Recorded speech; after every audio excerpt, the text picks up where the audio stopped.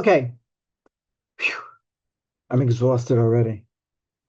Just to put a pin in that your question from a few minutes ago, Sean said that she could screenshot the portal, and it doesn't show the exact calculation, but she could screenshot the info and the surcharge that spits out that the portal spits out.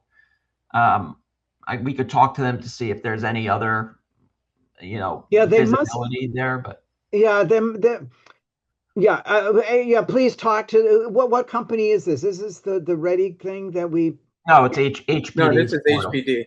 Okay, yeah, no, HPD. They should be transparent and they should allow us to see the calculations. How can we check on them? I mean, it means that we have to take their word for the calculation, which isn't fair, and especially government. You know what I Yeah, mean?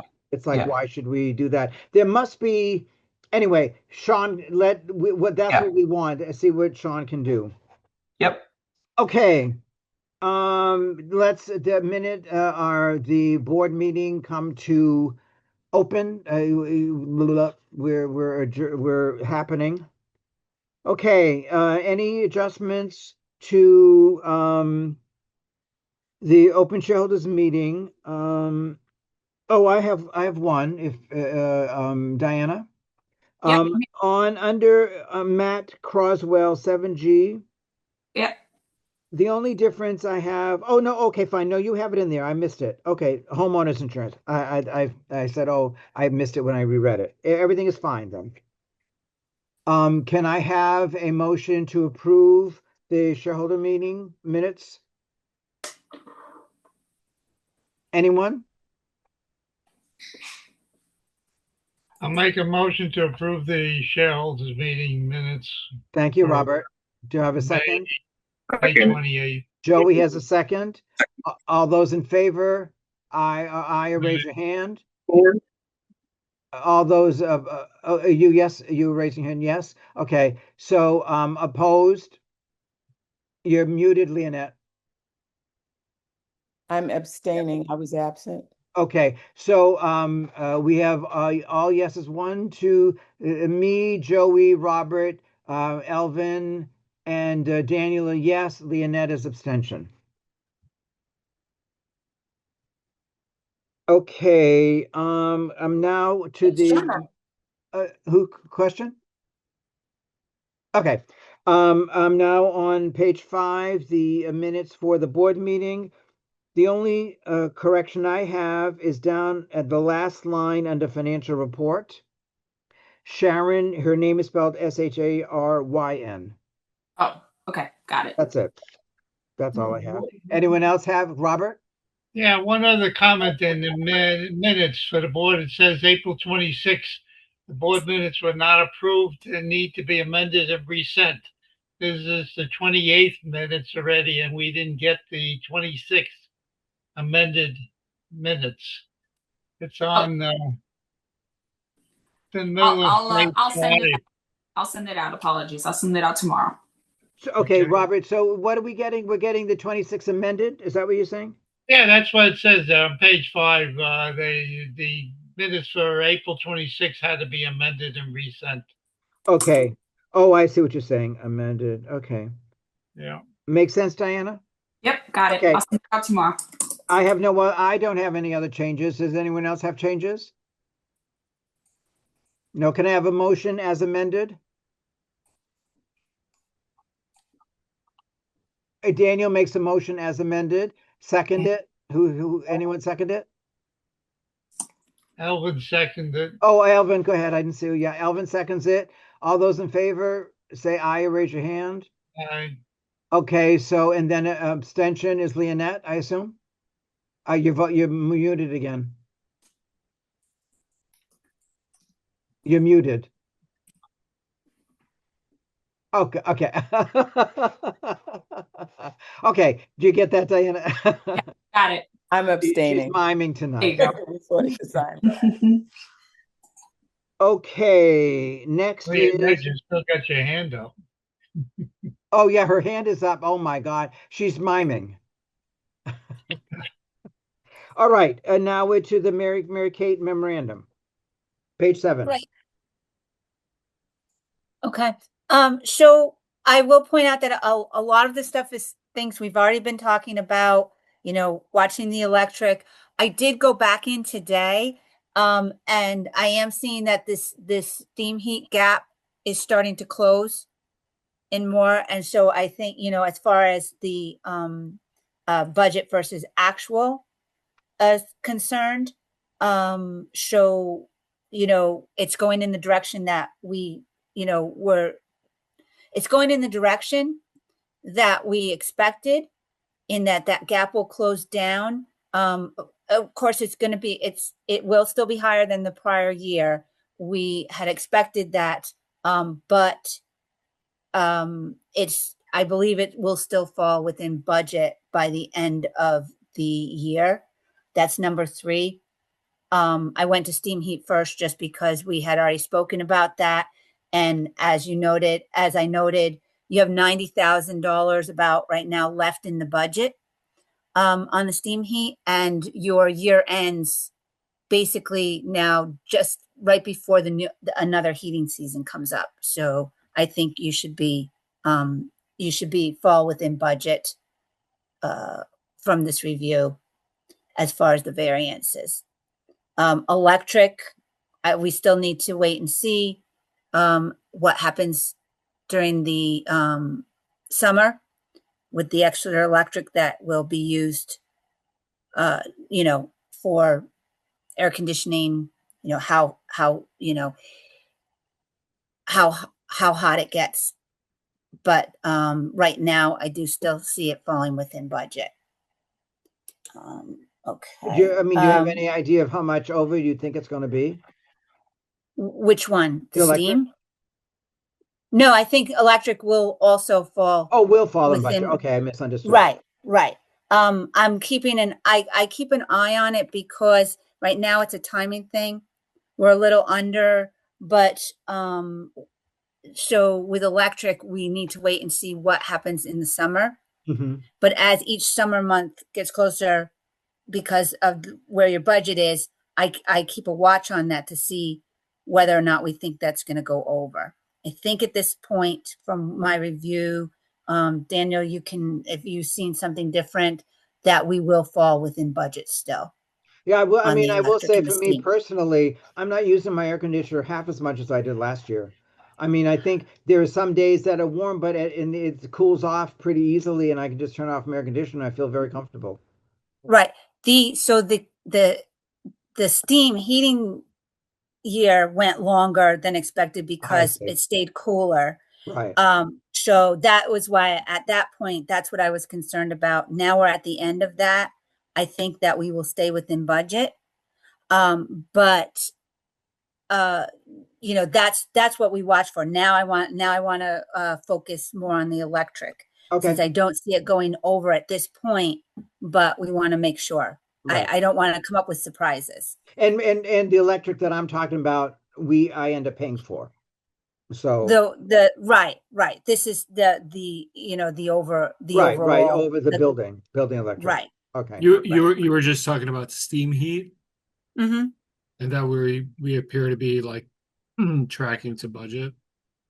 I think that we will be. Right now we're over budget, Okay. but because I we had did the longer notice- season. I did notice that there's like the same amount for steam heat for March, April, and May, like exactly the same amount.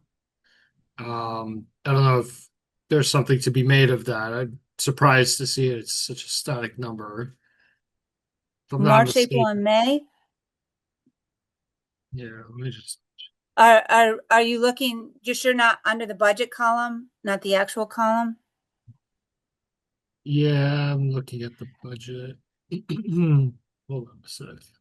The original.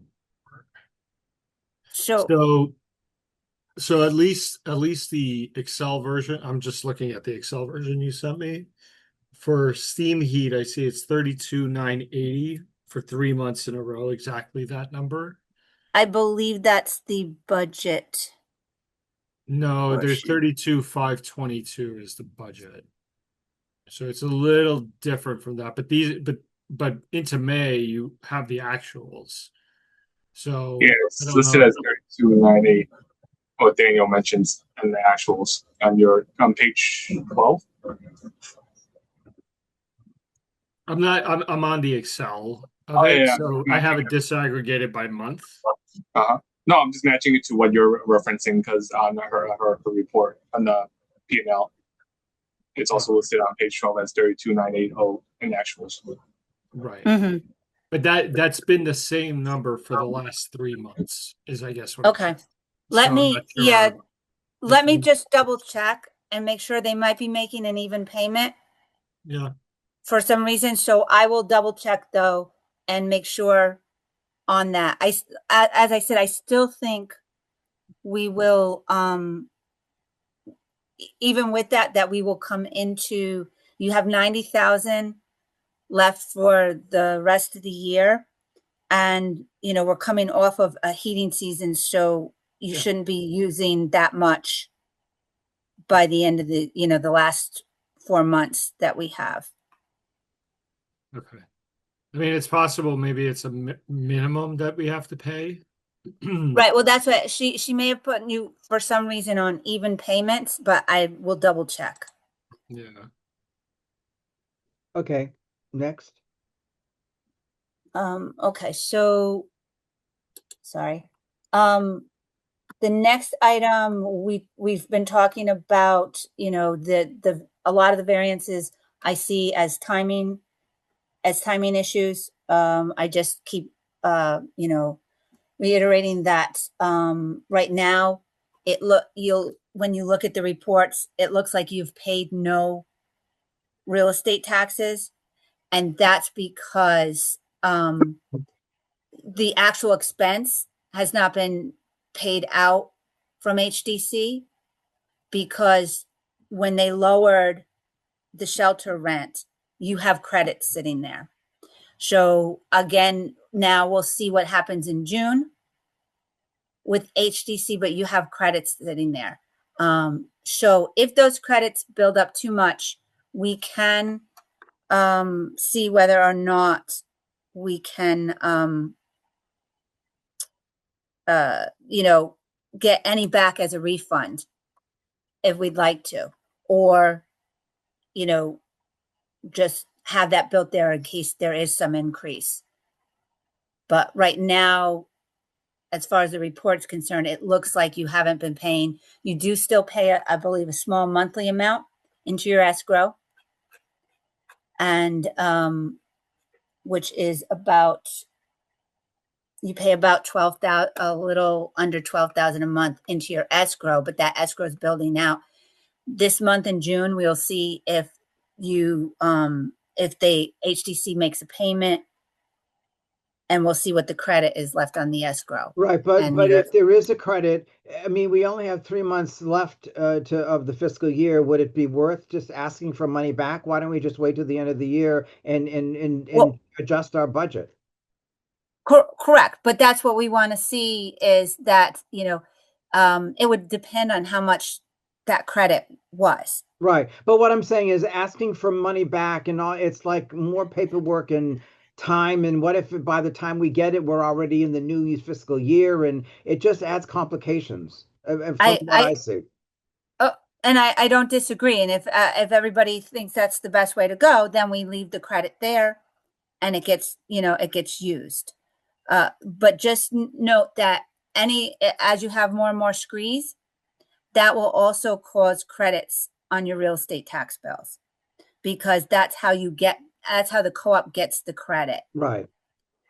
So you would be giving credits to the show, so there'll be less income coming in with a credit sitting on your real estate taxes that you're not using. So it's like having kind of a savings that you're Right. No, not getting access I to. understand. But is it better to do that than to ask for the money back and then get it after the fiscal year crosses? We cross the fiscal year line. Right. Well, I would only, in my opinion, I would only go after a credit if that gets so high that it's causing cash flow issues. Okay. All which right. is Okay. not doing it right now. Right. But Okay. I just, if that's what we feel, or we feel we need them, you feel you need the money, we can speak to Right. Can I So- just clarify a point that you made? You're Sure. because of the scree, you said that we would be generating less income. Did I hear that right? Because what happens is you'll less cash, not income, but the cash flow. So for example, the person that we're talking about, if her maintenance is $500, but she has a scree credit, she will probably have a credit on her maintenance bill. Let's just say it's half of $250. So now you're only getting cash from her of $250, but you don't have the cash in hand to spend because it's sitting with your real estate taxes. But as a credit, right? Yes. So Yeah, we'll get it it lowers your real eventually, estate taxes. but we'll So- get it eventually. Yes. The reason I mention it is I have one where the credits built up so much. There's so many screes and they built up so much that they don't have the cash flow to pay for invoices. And, it's sitting there because their real estate tax right now is so low. It got cut in half. Right. But like I said, we can address that if that happens, but you're not in that position right now. Okay, fine. But All so right. hold on. So I'm trying to figure out how it's like ledgered on a maintenance bill. Like if the maintenance is 500 and it went up to 600 and that scree would help them abate 100 of that. It would Doesn't be that on our, abatement only occur once we've actually been paid that credit? Or is it like immediately in effect for the shareholder, but like maybe we don't actually have that credit in our ledger? so you get the credit. So it's in your ledger. It's going to show as the maintenance, the whole maintenance, and then there'll be scree, just like when you show star abatements and everything, that's how it'll show there. But the issue is, let's just say you have a real estate tax bill. Okay. So that scree credit is sitting there, but your real estate tax bill is, you only have to pay 50,000 out and you have another 50,000 because her credit that came off of her maintenance is sitting with the city. It's not in cash. That's all. But it will be in cash once we start paying. Once you get it. Yeah. Right. So it's a matter of timing of when we get the cash. Correct. All right. Okay. And but or it's if not they that we're build gonna, if they build up. we're not going to lose anything. It's just the timing of when we get No, it. you'll never lose the money. It's just a cash flow issue. Okay, fine. All right. You got it. It makes sense, Daniel? I'm just trying to figure out like when we Yeah. would expect it for the sake of budgeting. You know what I mean? So Well, that we can have a will clear budget. picture. We budget it. We budget it in when we do our real estate taxes. You're going to budget the lower amount Okay. Okay. with the squeeze. It'll show up.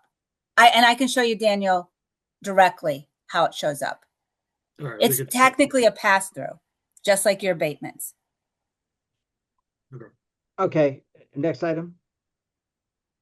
Okay. The next item, I just want to show you that you are paying your 10,000 a month. So your reserves are going up with HDC. And then as far as repairs and maintenance, just a few things that I was seeing, you're still as a total slightly over budget at this point, but your plumbing repairs seem to be decreasing compared to the prior year. And these apartment office repairs, of course, are mostly for they get put against the equity, but you still have to pay them out. So they're part of that equity. We did budget for them, and they're right about in line with what with last year's now. Can I you think speak to year-to-date. the apartment and the office repairs? I mean, it's a very outsized number by comparison to the past 6 months. It's at 85,000 Mhm. when we budget about a It- tenth of that. So, So first of all, so just really quickly, first of all, maybe we talked about this and like we don't treat that as a capital expense. Why is that again? Well, so I can move it down against your down below where it says sources of uses and funds on page 10. Mhm. Instead of being up in repairs and maintenance, the ones that we know are there, I could move it down so it's showing up against the collected equity. The reason I asked that is because of the collected equity. Because like if we have to repair a pipe, it's not like we're going to collect equity to offset that. Right. You know what I mean? Whereas this, it's not an expense if it's going to be offset with the equity Right. collection. Right. No, I Right. agree. So if we can keep that as a separate line item, because in some cases, like when we send out the equity statement 7 months too late, it's hard to, and in some of these equity statements, the repairs are more, so that it ends up being a negative equity. We don't get that money back. So we need to make sure that we understand what's going on there. So, Anthony, Yes. let's talk, and instead of it being coded to that apartment office repairs, let's Mhm. come up with an account that is going to be placed below the line. And then every time you have one of those bills that you're paying for a renovation because of somebody moved out, we're going to put it in that, and I will reclass what's there now. Good. Okay. I think that'll help clarify, and it'll allow us to keep an eye on if we're losing money with people moving out, like a damage to the apartments, and or if it's just like maintenance or like a renovation for the building, something like the pipe or something for a building, for the building itself. Right. If you have to go into the walls, you do have to put the apartment back the Right, way you and that find it. right, but that's not an equity thing. That's just like a repair thing. Okay. Right. All right. Fair enough. Okay. It's like we're paying for something that somebody else was doing. It's not our operating expense per se. Well, right. If it's the renovation of the apartment, no. But if it's a pipe inside the building, Right. No, right, then it that's is kind of ours. how I always thought how it was, and that's why we budgeted it the way that we Right. did. But if we keep that separate, it'll allow us to eyeball it easier. Okay. I think Okay. But Okay. can you speak to, like, I mean, while we are here, and it is a not insignificant amount, can you speak to like what was what accumulated to 85,000? It's usually not going to be that much for just one apartment So or two. sorry, Mary Kate. So No, go within ahead. the You'll within the know last better. 6 months, essentially it is one apartment. It is a huge part of it is restoration costs for 15D, which is just a disaster. And then what I mean, and the same thing, like even 14C was in the 50s, right? Right. Yeah. Yes. Yeah. So I mean, part of what this tells us, it tells me anyway, is that our inspections of apartments have to be better. We have to, when we inspect these apartments, we should know these things didn't happen within the 1 year. The problems with these apartments, we should know what's happening sooner, and we should, make sure that these apartments aren't. I mean, there's going to be some renovation, but they're not so bad that the renovation costs more than what their equity is. That's the Correct. problem. Correct. That's why we pushed to restart the inspections. Right. And the inspections need to be more thorough. They need to be they need to inspect the air conditioners. They need to inspect hoarding. They need to inspect any type of additional damage that normal people, if it's a normal apartment, no, somebody wouldn't live in here, then that's a problem. So you guys said 15D, is that Yes. right? So this is I don't recall that we've talked about 15D. Have they vacated? And are we trying to 15D actually vacated the end of the beginning of the year. He was supposed to vacate the end of last year, but didn't. Got a few order to show causes. So it's been vacant for a month. Billy and his team have been clearing it out. Just to give you a description, probably original carpeting from when the building first opened, original brown cabinets that are deteriorating due to poor housekeeping and water damage, stains of any and every kind on the wall, neon pink walls, a bathroom that could be Let a me ask public you- bathroom in Central Park.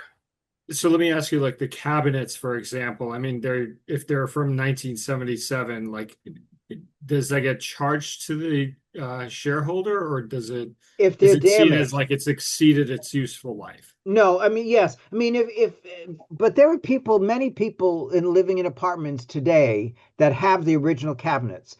If they're just original cabinets and we're going to replace them, that's not their cost. But if the cabinets are damaged because of their use of them, not by wear and tear, normal wear and tear, then yes, they pay for it. I mean, when something's 50 years old, it's more given to It be doesn't broken. matter if they destroy them, they destroy them. That's fine. So let me switch tack. So I'm looking at the arrears report. There's about 60,000 in arrears. This apparently was a repair job that needed 80,000. Is there even enough equity No. for us to recoup? No, No. Is that's there at least enough equity for the 80,000? That can't be, right? no. Did we get multiple bids for that? We have one contractor that comes in and does the stuff, and they've been doing everything in the building. Honestly, I think you would not find somebody less expensive. Right, I agree. Yeah. And the amount of work that he does in the building and how he does it, the quality. Like we used to have other people who were not half as good as Billy, and his charges were the same or less than what the prior contractors were. So I mean, and he accommodates us, and he does Yeah, great work. That's He makes us a priority. When Jason makes it clear that we need something done, we get extra teams. Yeah. Like But Billy this- did most of our apartment, and And- we could speak to And it. Daniel and the board, so that number that we put as the budget, the 100,000 for apartment repairs, it was for, things where you had to go in this. and do that. But I believe we raised it a little for some of these units that we knew may go over equity. So we did take that into consideration when we were doing the budget. Yeah, no, I see what you're saying, and I'm just kind of like thinking through it, especially because we're seeing like maybe we would see $10,000 here and there for 1 month, but like this is almost entirely our budget. So like for these kinds of reasons, I think it's more of a CapEx. Right. Sort of. So, right. No, I agree that we should drop that. It's just the only portion that might need to go back up there is any portion of that exceeded their equity. Right. Because then we'd know, what are we getting that exceeds equity? But I don't think we're going to have that every year. They're Yeah. anomalies. Right, We- and my thought is the problems of 14C and 15D didn't happen in 1 year. We need to make sure the inspections are there, and if the apartments are damaged or whatever, we need to get on them and get them fixed at their expense while they're here. If not, we evict them, because let's evict them sooner than later, because every month is more That they're more not paying. arrears. Go ahead, Alvin. So since we're on the topic and we just had our last inspection, has every shareholder agreed and allowed access to the department to I complete the don't have that inspection? report. I don't have that report. Yeah. We saw all of the apartments, Anthony? We saw all of the apartments with the exception of Miss Riley. That's Okay. right. Who's Who at am at I? the We time- don't know where she is. We can't find her. That is a problem. Correct. I had a question going back to original fixtures, cabinets, and any sort of other sort of original fixtures. Is there a scenario in which if they are in good repair, we would replace them just because they're 50 years old? No, Okay, so that's where the apartment as is comes in. exactly. I mean, if Okay. they're usable and they're in good, in good condition, the point is they're not cracked or stuff like that. If they're in good condition, I mean, which a lot of apartments still have them and are, then the people who buy the apartment, if they want new cabinets, they buy new cabinets. If they don't, I mean, we're not going to buy them new cabinets. Okay, I just want to make sure I understood. 'cause Right, that's and how also it sounded when you said it. And I want to repeat that HPD now says, which was new to me, that we do not have to provide a stove and a refrigerator. Oh, really? That's interesting. That's because it always was, we had to provide a stove and a refrigerator, and HPD said, no, we don't need to. So if there's a stove, a working stove there, we leave it. If there's a working refrigerator, we leave it. If they want to replace it, boom, it's theirs. As of this year, that happened? As of this year. So does that mean that somebody who's vacating and has purchased their stove can take it with them if they want to? Yes, yes. Okay. All right. Or in All other right. words, like, Yeah, and Anthony inspected all the apartments. Do we have a list of apartments that are in bad shape? Are the person still living there? Because you're talking about having them fix it. That would just be more money that they would owe us because they're not going to pay for it, right? No. If they've damaged it and we say this is not livable, this is not conditions up to what the co-op requires, then I mean, I'm not talking about, okay, there's a scratch here or the paint is there. No, I'm talking about understand. damage, real damage. Or But hoarding. we would The have to biggest thing take is them to hoarding. court, right? The biggest thing is hoarding. The point is, if they don't fix it, we then send them to legal, because hoarding is like an evictable offense.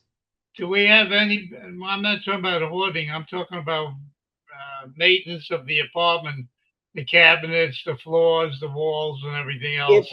If you walk into that apartment and say no one would live here, that's a problem, and that Do should we be have any of reported. those? I don't know. Ask Anthony. Anthony, We have a sparse handful of those. 15D is still one of those because the restoration is not done. Miss Riley's apartment is one, and 13C was one, but the inspection scared her, and she's done a lot of work in her apartment and a lot of cleanup. So I have to follow up with her. We have 12C, which is a hoarding condition, but we already have her in court, and we're following through with that case. Isn't there one, what's his name? The one that has the terrace that the door is locked? So he has an issue with his terrace, but upon the last few inspections, he's maintained the unit. Okay, because I remember his unit was a mess.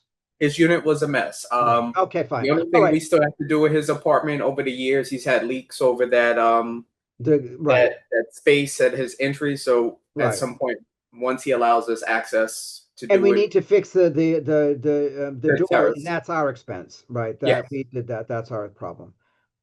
He has a terrace, and the door is locked. I don't know if it's nailed shut or whatever, but it doesn't open. So we need to, obviously that needs to get fixed, because it's an exit.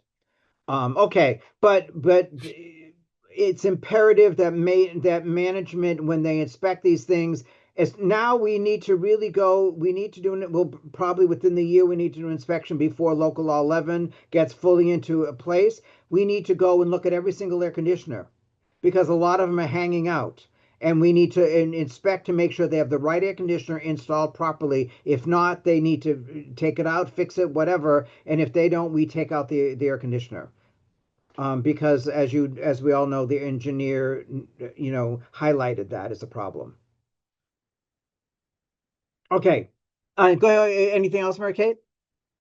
So if there's no more question on that, I will move over to, I had said that I would start putting a little bit of insights on payroll and time cards. So the few things that I had wanted to point out, if you look at the totals right now, we look to be under budget, but as I mentioned at the last meeting, the 32BJ contract did not get put into effect until it's gone through in June. So we'll see that June's going to be a little high on payroll because it will include the retroactive back to April that's required. Okay, and it's all paid at once, correct? I believe so, yes. And I think it came in the second or third week in June. I would have to double check with payroll as to which week. The increase went through last week, and the retro should be coming through this week. Okay. Robert? Go ahead. I'm Yeah, sorry. we Go ahead, ever, Robert. we ever going to straighten out the discrepancies on the concierge people getting paid too much? I'm not sure what you mean, like some type of Because analysis. I mean, I thought we had moved forward from that.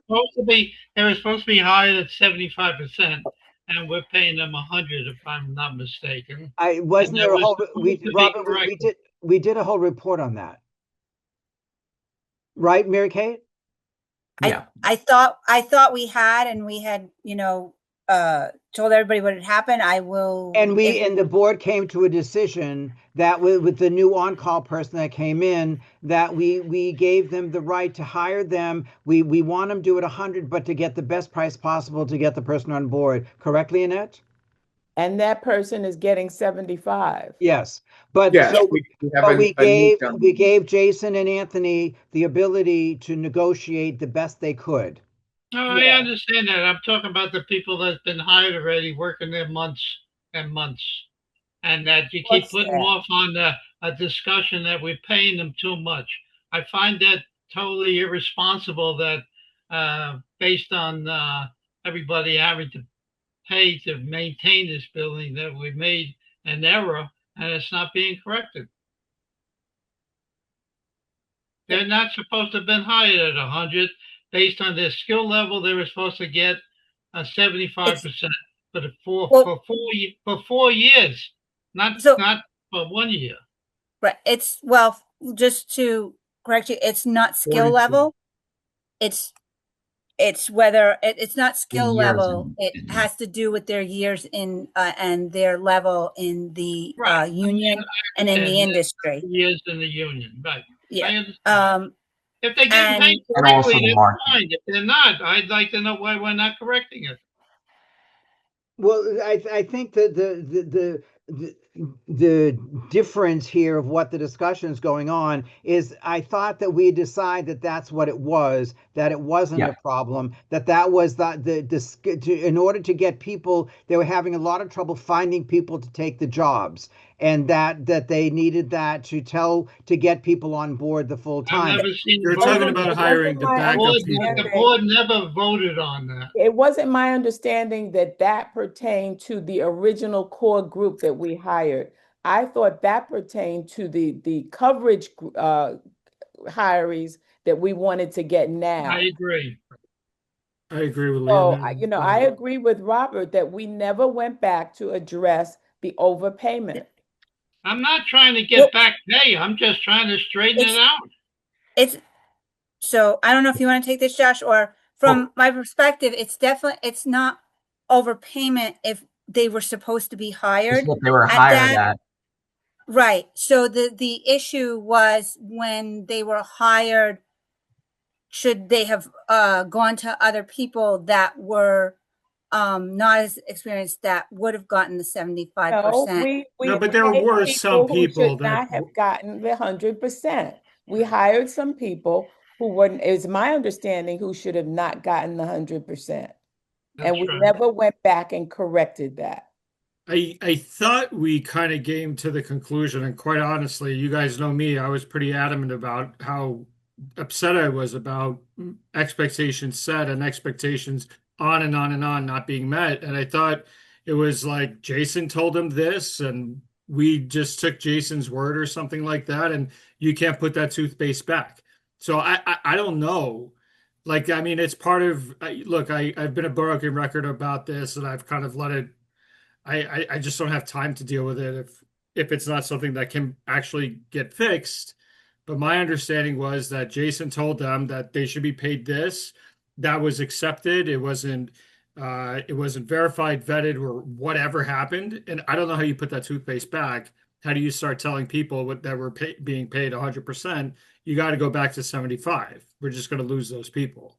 This is for a 4-year period too. How much money is this actually costing? I don't believe they would have been high because they were already in the union. You get paid 75% if you were not in the union prior to being hired. Right. So these folks already had experience being in the union. So it wouldn't be 75. It might have been 85, 90. There might have been, but there were two- certainly a handful of people that we're not supposed to be paid 100%. I think the bigger problem, and I've articulated this, and I'm not sure how it's handled. I think the bigger problem is that there were these expectations that were set. I'm not going to name a name, but like there were these expectations that were set. We thought we were going to be running with that, and then we hired people that didn't meet those expectations. So do that. I mean, you guys can do with that what you want, but I don't think there's a way to fix it at this point. Well, I go ahead, I'm sorry. No, go ahead. Go ahead, Lena. I agree with Daniel that putting the toothpaste, as he says, back in the tube is difficult at this point and doesn't make for good relations. You know, and we have gotten through this long on this. We have an increase coming, but I think we need to learn the lesson, to do our due diligence, you know, about this and other matters. But and I don't disagree with you, Lena. So one of the things is that's what happened when they started hiring the new person. The due diligence was there. What is this person being hired at? I believe, and you guys can correct me if I'm wrong, when initially when he had a new person, he was telling them that they were going to get 100%, and it went back to the board or certain people, and it was said, okay, no, we've decided the new person's going to be at 75, and that's what they ended up hiring. But what happened was we're also talking about different positions. The original people were full-time people. What the 75% person that just came on is an on-call person. And that's what she's talking about, that we have learned our lesson, and we asked the question with regard to the fill-in person. Somebody resigned, somebody left. Maybe that's the reason he left. He couldn't get 100, but we did find somebody who accepted the 75, and he's being trained. That's my understanding. Right. So I'll give an example of two people we have right now. So we have Josh, who was originally supposed to be brought on to be the relief. I don't want to say full-time, but our fill-in guy, our on-call guy. But he got swooped up for another building, and he was initially supposed to come in at 100% because of his experience in the field. We're able to get him to fill in certain positions, so he's still our on-call guy. Maxwell, who was doing the weekends, resigned because it wasn't going to work. It's one of those situations where he left before we asked him to leave. He was getting 100% because of his position in the union and his experience. The gentleman that we brought in to replace Maxwell has no experience. So that's where we have that sliding scale where he's not coming in at 100% because there's no precedent for that. There's no experience for him to monetize or say that he deserves more than the 75%. Okay. And by the way, what is his name? Don't get me the line. It's okay. a little too early. That's okay. Yeah. I can look it up. He is a relief person. Is that right? He's a relief. I feel bad because I put his information through, but I haven't even met him yet. Yeah, I met him the other day, and I don't remember his name. Don't worry about it. Lena, to your point, I think, yes, what we've done is we've taken steps now that wouldn't occur again because, Jason will discuss with you guys who is coming in and we'll all ask the question, what is he coming in at, why, and then it would be up to the board whether they wanted him to come in, hire somebody who's more experienced if that's what's needed at a higher rate, or someone who, if you don't need that can be brought in at the 75%. So yeah, and that's fine. I can find my peace with that. And I think we need to find our peace with that at this point. I don't know whether that means we need a vote or to make a decision. No, we don't need a vote. It's okay. So it's just administrative, right? And to answer your question, his name is Angel Vega. Thank you. Right. So that's right. Yes, Angel is a very nice guy. I met him the other day.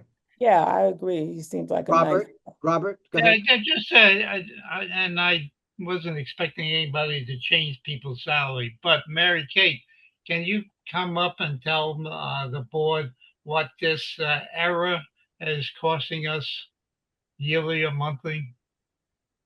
Well, but that's what I'm trying to say. You say it as an error, but the error really was, I could tell you by hiring someone that what had to be at 100% versus someone who had to be at firing somebody who could have been at 75, I can come up with that difference, but that doesn't necessarily mean you still would have been able to hire somebody at 75. Right, she can give you the theoretical difference, but it's not a practical difference. And I will tell you, when I did the original budget, when you said that you were going to move from security to new employees, that original budget that was handed over to you guys, I did go back and take a look, and we did those numbers when Matthew presented it. Those numbers were at somebody being hired at 100%.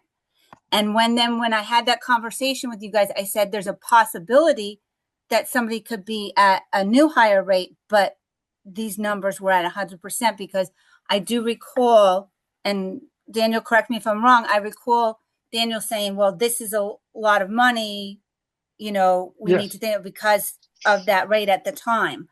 But it was I think in fairness, I believe Jason too, when he presented it to us as, like this is something that we should pursue and it would help him, et cetera, et cetera. He presented that 75% component of it too.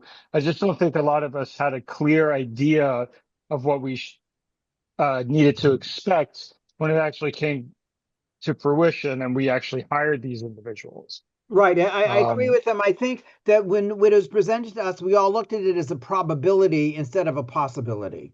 I think we all took the 75% saying, oh, gee, we can do it. But that was only a possibility, not a probability. And really, for our point of view, the difference was about experience. Yeah. And now we have that experience under our belts that we can be guided by going forward, even with other things. Right. I agree with you, Leanna. I agree. As I recall, the conversation is that it was presented, if I remember, to 75%, not the 100. I understood that if you had experience in the union, you'd get 100. I have no problem paying somebody what they're supposed to get from the union rate. I just don't necessarily think that the first cut is that you hire people at a higher rate than you should be paying them. That's all.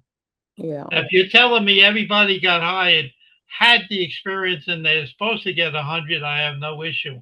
But I believe that we hired people without the experience or the union background, and we're paying them more than we had to.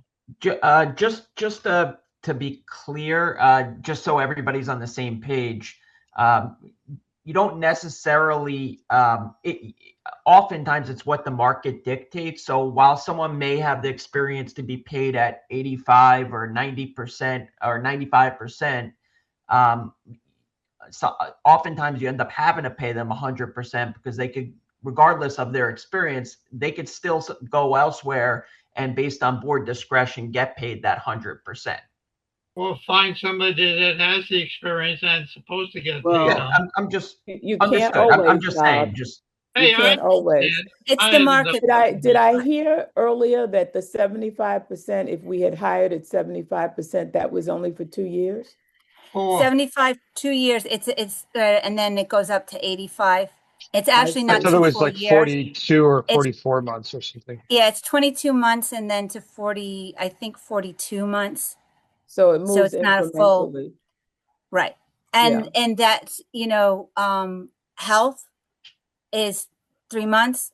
They get 100%. There's no there's no difference there, which is a big portion of their benefits. So there's a cap on how much we've lost, because eventually they do get to 100%. Correct.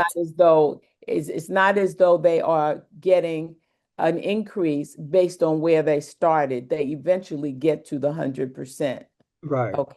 Right. Okay. So yeah, you're right. There's a cap on it, and we're going to get beyond that. And we've now learned our lesson of how we need to be a little bit more careful in how we allow people to look at things, and we need to look at the people coming in and making sure that we have to. There are only 2 people who applied. and this is what we've got, so we've got to make a decision. Or Yes. we have 10 people applied. Oh, 5 of them can do 75%. They're all good. We'll say hire the 75%. I mean, Exactly. yeah. But- So, but Live and again, we're learn. learning. We're Right. learning as a board what we And- need to look at. And to Josh's point, it's just something I've been seeing when I've been doing budgets for people. The market seems to me to be at that lower rate, seems to be closing where people are not taking that. So, you know what I mean? So there's less people who are going to come in and say yes to that 75%. Josh, is that what you were kind of getting at? That's what I was, yeah. Well, Yeah. that's what that's what That Jason pool- said. Right. Jason that said pool that of- at the beginning. Yeah. That's not, But that- that's realistic. That pool is Supply and demand, and just E- like even we're for my learning, they're building- learning. Even for my buildings as well, a lot of people are turning down the 75% rate. I just want to be clear about one point. I think it's okay that people are turning down the 75%. My biggest issue with the whole matter had to do with the fact that it was presented to us as that's what it would be. It was Well, that- presented to us that that's what 32BJ instructs. You know what I mean? Then it actually comes to fruition and that, like they might not choose to take it. I think that the market's going to force our hand on that. And I'm okay with that. It's just a matter of managing expectations that Well, that's took why issue we're with. glad we learned our lesson and we know what questions to ask now. Right. Okay. Let's move on. I think we've beaten So- this to death. Right. So I, just as what I'm seeing, we've been looking, Daniel's been looking a lot at the overtime and how we can manage that. I'm not sure what conversations were said with Jason, but I did notice a little less overtime in this month. And I saw, Daniel, correct me if you saw the same thing or wrong. It was very distinct as to why the overtime was there. Well, I think it Wouldn't say always it was has been. very I think we just distinct. haven't It's seen just that. now Right. there's some notes. Right. That's what I mean. Like, for example, I saw something with, there was a leak in the management office. He had 3 hours with that. It must have run, it looked like it ran right from when his shift already was, so he didn't have to come back. So it was only 3 hours. Someone had Yeah, called I in mean, at the look, last minute. there's some notes that are there, and like to be honest, sometimes it's not very clear why some of these things would have waited until the next day. But like last month, I pointed out, he came to the meeting for 30 minutes, but he charged us 2 days in a row for 5 hours. So it's little things like that I Right. appreciate if we could be on top of But that. that's when I think Anthony needs to see if he sees something like that and it isn't clear why what the use of that time is. Anthony has the right to say, Jason, we need more clarity on this thing. And then I got the sheets and I passed them on to the board that have the explanations. But I mean, Anthony can stop that at that point. If he can, Jason may put it down thinking it's clear. If Anthony thinks it's not clear enough, he can say, Jason, we need more clarification here. I don't think it's a problem. I just think it's a matter of reading it. Right. My point was that there seemed to be some movement to what we're looking for, as you said, between the March, April, and the one I saw in May. Yeah, but Mary Kate, I don't think that was the decision. I'm not going to do the work. I think maybe he didn't have as many things to do. No, I just meant things like emergency things that he had to deal with. right. I just meant clarification wise. In Yeah. other words, before it was the 5 hours. Well, these times when he did it. So I'm just wondering if maybe he's realizing too how like that 4 hours has to be put in, and that's all I was saying with that. We'll keep looking at this every month, and you guys will be able to take a look at that. There was a little bit of next day stuff and not really overtime, but extra work. I think is there someone out on medical? Yes, Safet was out. And they took all their, right. Right. And they took all their Vacation. vacation and things to be out on the medical, so you saw it all. Right. You saw it Yeah. all in the Look, same month. So Mary I'm not, Kate, I have to I agree. do want to be clear, guys. I apologize. I have to get off the call in like a minute, but I just want to say, like, I do appreciate that there's more notation Yes. occurring for what the overtimes are. Sometimes they're not particularly very clear. I mean, I could make a little report of what I've seen, but those two examples, the times that he charged 5 hours for and marked it as a board meeting about the strikes, he appeared only for 30 minutes. And maybe then fine, he could charge for 4 hours, but not clear why he did it for 2 days in a row. And it's also not clear why it was for 5 hours. Right, but That's that's kind of what I'm now, getting. okay, we're now learning that we need that, and that's Anthony's job to make sure that that's there. Right, Yeah, when but we I see it. raised this last month. I don't know if anything's Well, been looked into on that. So it's a work in progress, and we'll continue to make note and ask for clarification when we need it. Well, But I that's agree with that's Mary the Kate that's that the we're example. If moving you in the guys right could find out what that direction. was, I'd appreciate Okay, to know what that so was. Daniel, I'll Anthony and or Josh will I can reach out answer to what Jason and just ask him just if it ask him. was, Just ask him. It's no big deal. Just ask him what it Yeah. was.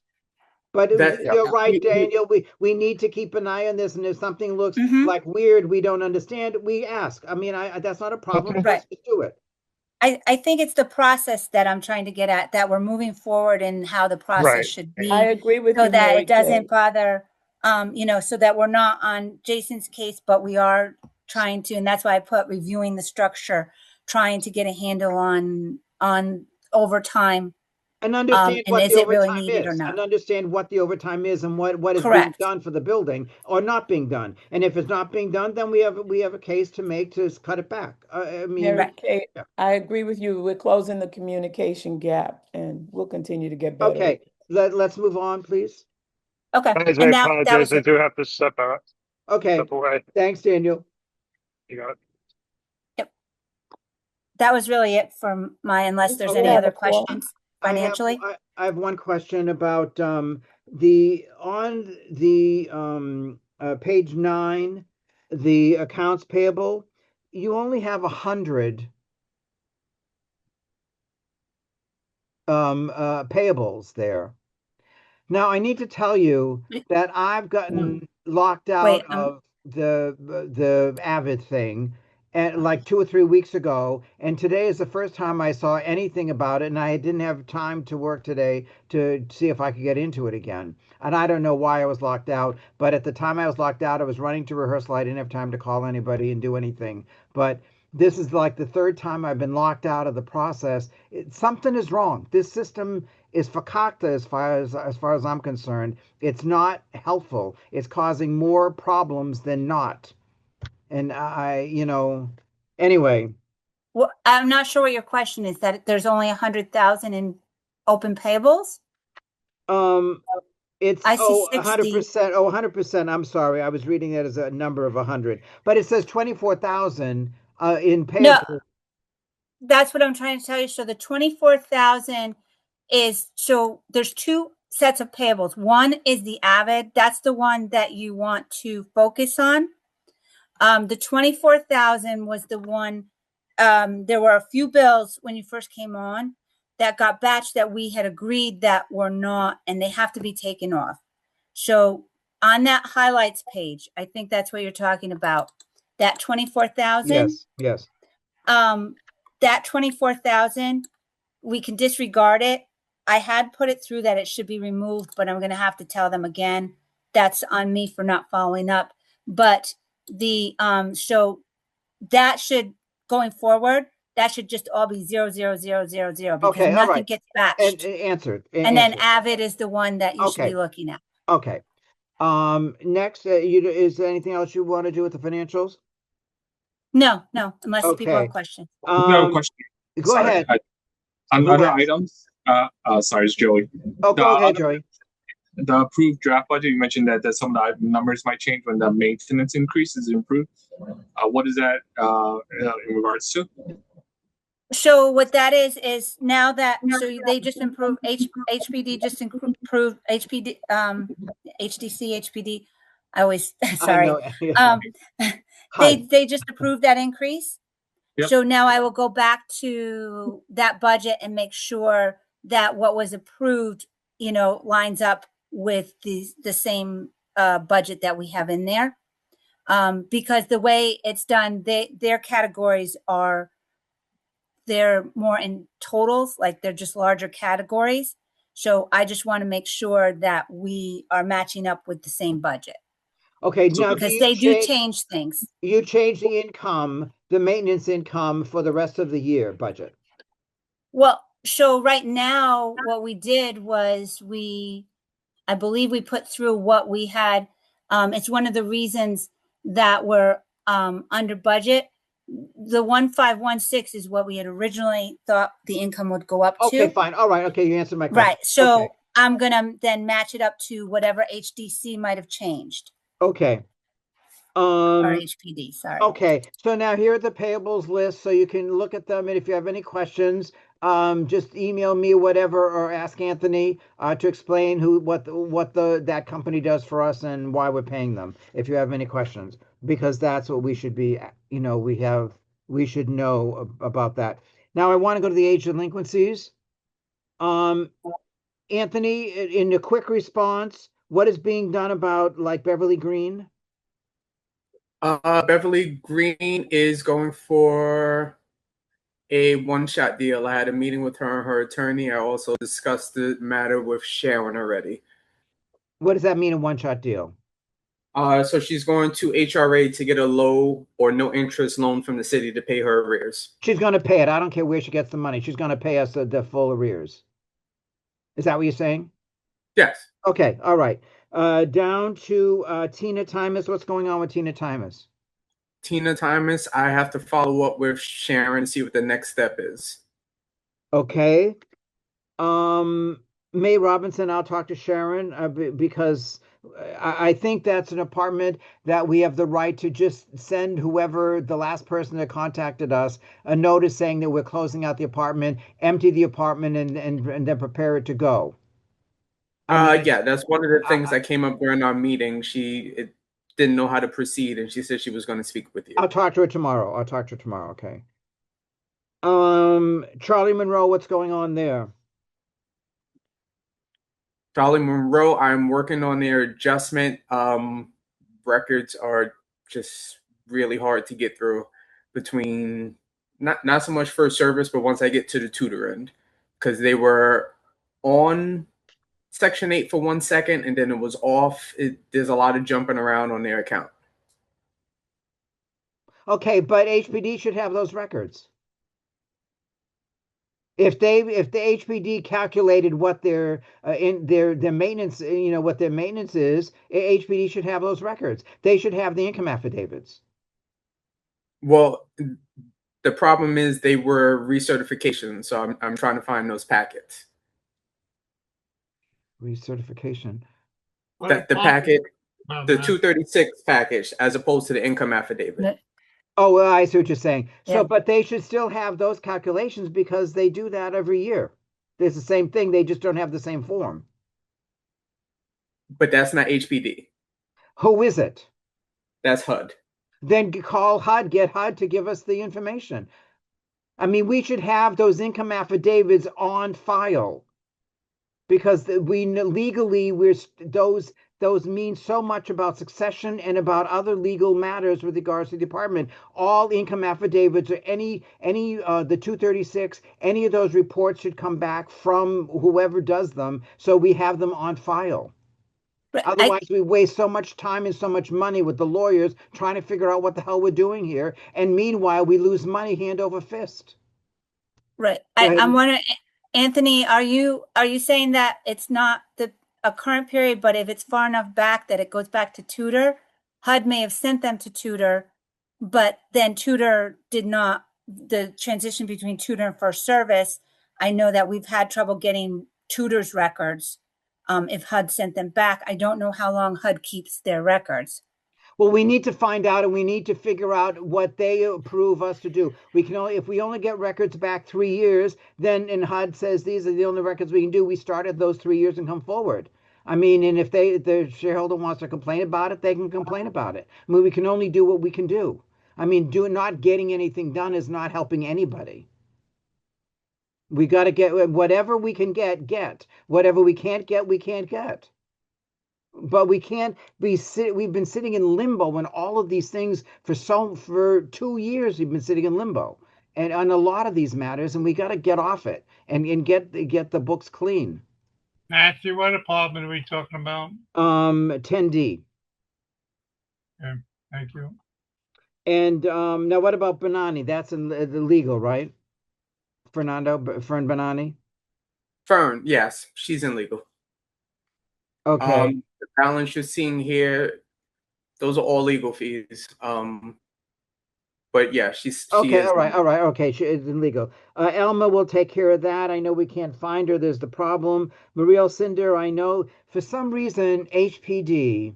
I don't know what the hell's going on there. I don't either. She doesn't fit any of the rules to succeed the apartment.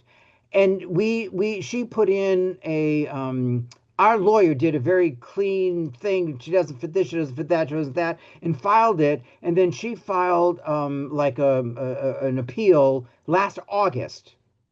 And 2 or 3 months ago, I called Carl Hicks at HPD, said, what the hell's going on? He talked to the people who read these things, and they got pissed off at us for asking. And, but they don't give us any answers to anything. And it's like we're losing money because we could sell that apartment at equity. The point is she's living there, barely paying maintenance. And she has no right to be there. And she was Section 8. She had an apartment elsewhere. So she was collecting Section 8 and she was collecting her mother's Section 8 and being in our apartment. And it's like HPD's got to pull their crap together because if they want Mitchell Lamas to stay in business, they got to, cooperate with us with their own rules. You know what I mean? Anyway, so I'll call about that. Now, Morgan, what the hell is going on with Morgan? I know they're gone. This is $67,000. Yeah, so I spotted that already. That shouldn't be on the report. It'll be removed. But then what happened to that $67,000 that they owe us?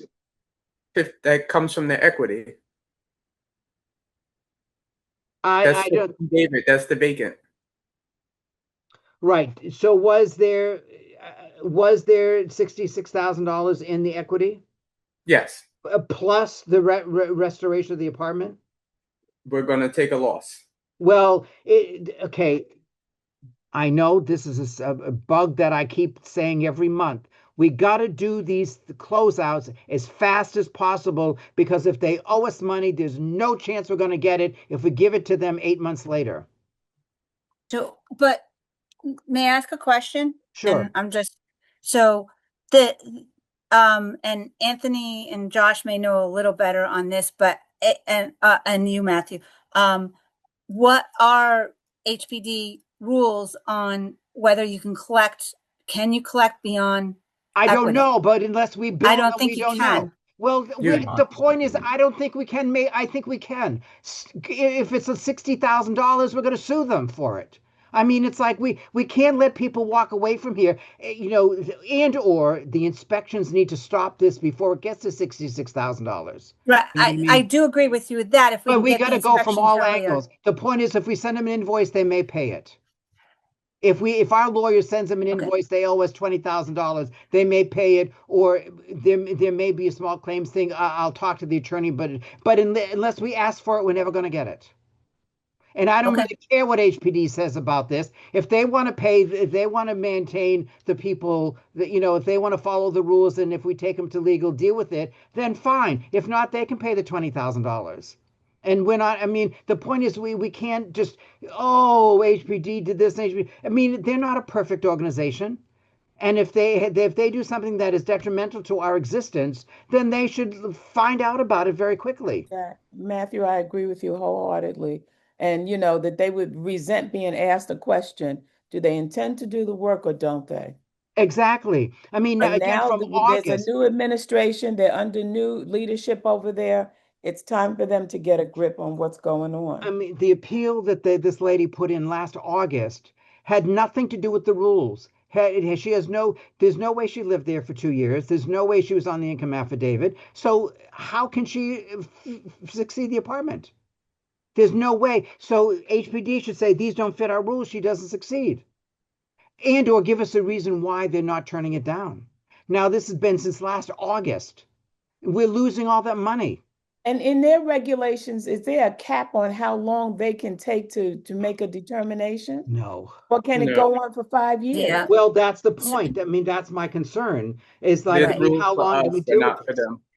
Excuse me? Right. They have rules for us, but they don't have Not for time them. limits And rules they- for themselves. And it's going to Honestly, get they're to the city, they hold you to it. and it's going to get to the point that she's been here for 2 years. They said, "Oh, we can't evict her now." I mean, because she's been there for 2 years. Well, Voting rights. too. that's your fault, not ours. So why don't you pay us the maintenance? Why don't you buy the apartment at the double equity?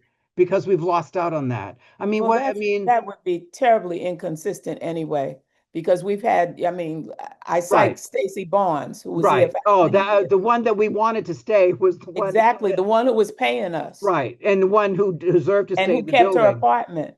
And she was it was just minor things of that day, some dates didn't line up that they let her go. Now this one doesn't have any, and she's not on the affidavit, and she wasn't living in the apartment. What is there? Those are the two rules. Those are the two major rules of succeeding an apartment. I don't care if she's a daughter, I don't care if she's a granddaughter, I don't care if she's a mother. The point is she doesn't fit the rules of HPD. And why should we have to follow the rules if they don't follow their own rules? Yeah, yeah. Anyway, I'm sorry for going off. Now, what about Giovanni Moran? He's entitled to an adjustment due to unemployment. That should be corrected on the next month. Okay, fine. What about Simon? Simon is an account correction. I got into that's Eli. We had a conversation. Oh, Eli, right, the grandson. A lot of it was cleared up. He pointed out some things that we're working on, and that'll be adjusted as well. Okay, adjusted to zero? As close to zero as possible. When he made certain payments and he was being surcharged, it was being applied to field, so I have to figure out what's what. Yeah, I think. All right, okay, I won't go into that. Bryn, I know. Okay, now I'll talk to Sharon about Bryn. I mean, she should be gone. I mean, she's broken so many things against her stipulation that I don't know why she's still allowed to live here. Yeah, I just sent Sharon another update regarding her the other day. Okay, I'll call her. Matthew Reese, I know we're in court for he owes us more than the equity in his apartment. Now what about Sherwin? Michael Sherwin. So Sherwin, we had a conversation. They know they need to pay the balance. They're working to get down. What does that mean, working to get down? I'm going to offer them a payment plan because okay, you can ask them about what payment plan they would like, but that has to be approved by the board. Anything that changes their maintenance for payment has to be approved by the board. No problem. You mean now also I just want to bring up here because I know this is a recent thing that came up. He has a car in the garage. He doesn't drive. And the same thing with John Jordan. John Jordan passed away. His wife has been an invalid for a long time, and the daughter now walks with the walker with an aide. So I mean, they're on the list for a car. I mean, and they shouldn't be taking up spaces. I mean, and if they have a car, they should. Well, Sherman does have a car, and it's in the garage. So. Say that again, Robert. Sherman does have a car, and it's in the garage. But he doesn't drive. Well, that doesn't necessarily get rid of well, the car. but if right. Is the car registered in his name? I believe it is. I'll send him a 30-day so if he has a tomorrow. car, maybe he also has a driver. Okay, all right. I'll take that, Leonette. But now Jordan is passed away, so he doesn't drive. Okay, but if there's a license, did his daughter inherit a car? Does she have a license? I don't know. She doesn't, and as far as I know, she doesn't. And again, she doesn't even, she can't, she doesn't, she walks with a walker. Once again, if she is the owner of her father's car now, she may have a driver. Okay, we should then check that out, Anthony. Check that out, because if they just, if the car was there and they just didn't think about it because they don't do anything about it, it could just be sitting there. Yeah, but we need to get to the bottom No, of no, this okay, so fine, situation. Anthony can get to the bottom of it. I appreciate your questions. Okay. I didn't think about that. Now what about Massey Hill? What about she's back in payment. She's alleging that a lot of it goes back to 2023, where she reported something to prior management, and she's saying she was hit with legal fees and surcharges that she shouldn't have been. Legal fees are legal fees. We have to pay the attorney. I mean, it's like people think, oh, legal fees, that we should just wipe them out. We have to pay the attorney. And the only reason the attorney has to deal with them is because they've done something. Otherwise, the attorney doesn't have to deal with them. So legal fees don't get wiped out. Her argument is legal fees at the time were erroneous because she shouldn't have been in court. She should have done it at the time. If they weren't done at the time and she can't prove it, they were erroneous, then they stay. I mean, we can't all this double speak. It's like, if they can't prove something, if they don't have the documentation that says, okay, fine, these legal fees were wrong, if they come 3 years later and say, oh yeah, 3 years ago, those legal fees are wrong, I'm sorry, it's too late. I mean, we're losing money hand over fist here, and people think they can get away with anything. They can lie, they can do whatever. Oh, these are this and these are this. I mean, we're trying to stay alive here. I mean, we're going to have to raise maintenance again next year. Why we're letting all this money out the window? And if they can't live here, then they shouldn't live here. Do we have a detailed list of the expenses that created that total? I don't know, Anthony. Do we? If we do, then we would at least understand that. Okay, they're right or they're not right. Right. It's legal, and then you can decide whether they're valid or not. Because the lawyers, we've had the same lawyers, and the lawyers can go back and say this is what it was for. And if they're appropriate legal fees, then we don't write them off. I'll speak to Sharon about getting those details, because that was during first service time. We've had the same lawyers, so if there were legal fees, that's why I said I would speak to Sharon to get the details. So Hill hasn't given us any? No. Well, okay. All right. West End parking, what about that?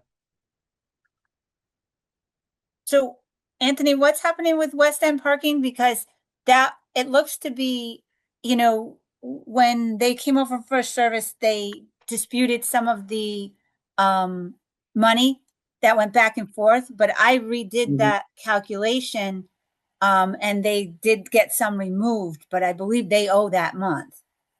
Are they disputing it? I will follow up with them. They were disputing it for a while. They were alleging that they were current, and they sent their spreadsheet showing all their payments. Correct, but there was one that came over from first service that had bounced in between, that we had shown them. So we removed everything else that they had shown because they were current, and the balance over from first service had been incorrect, but I believe they still owe that 1 month. Okay, all right, you got that. So I'll go over it with you, Anthony, and we'll see. We'll get back to them. Okay. Also, when Jason was fixing the water leak, there were a lot of electric bikes down there, which are not allowed. Yes, we've been having this fight with them for a while, and Michael's on the emails, as well as Josh. I sent them another nice, nasty email because we got a violation about it. They are arguing that it's been addressed and that what they have is in compliance with the law, but FDNY keeps saying otherwise. Okay, I'll talk to Michael as well. I think we need to put a penalty in for them breaking the law. Just Matthew, they've changed it. They actually added more bikes. Oh, so FDNY came and inspected. They have more bikes there now. They added 1 or 2 more rows. We should charge back the violation to Yeah. them. That's what I was just gonna say. That's We should exactly make what sure I'm we saying. charge back the violation. Oh, of course, chargeback And violation, but we isn't it also taking up parking spots? Of course. yeah, but they're probably I don't know if they're being paid. It's like I don't know if they still do it, but they used to have all the vans from a certain delivery company come in. Yeah, well, they used the spots when they were getting cars Right. ready, but they've Right. added more bikes, so it must be lucrative for them. Okay. Yeah, well, illegal but lucrative, and we can't. I mean, if we're going to get fined for it, again, it's adding accounting, it's adding process for us. I'll talk to Michael that that we can preempt it. See if we can preempt it. Okay, I'm going to Vision Education. They're paying every month, but a month behind. Is that what they're doing? Yes. Okay. AT&T. Now, why are they doing work if they still owe us money? So, Go ahead. oh, go Mary ahead, Kate. Anthony.